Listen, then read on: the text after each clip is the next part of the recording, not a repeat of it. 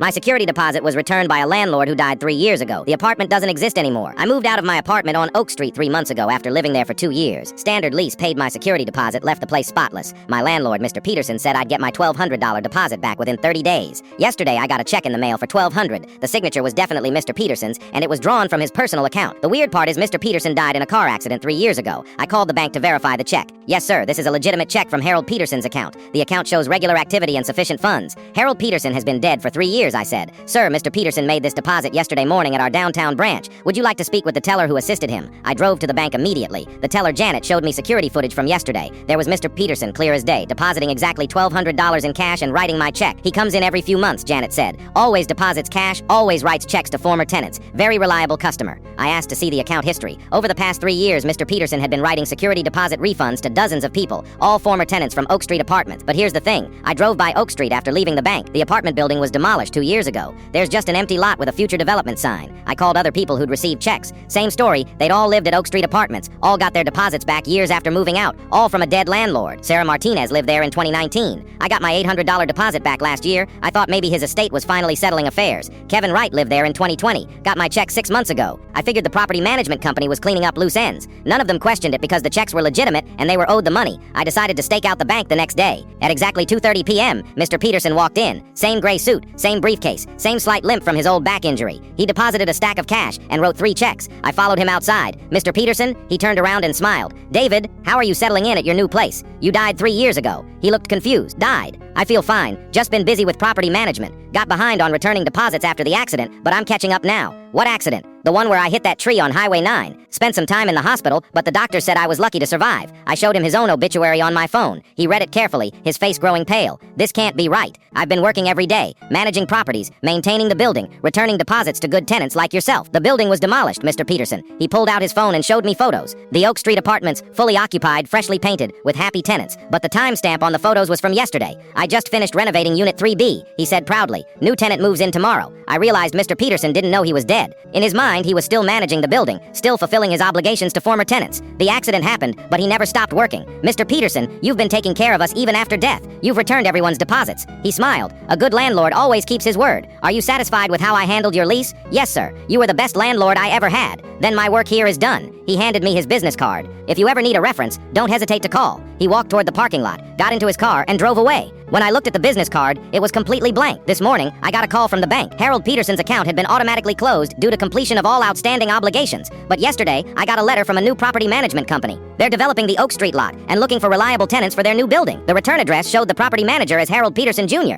He looks exactly like his father.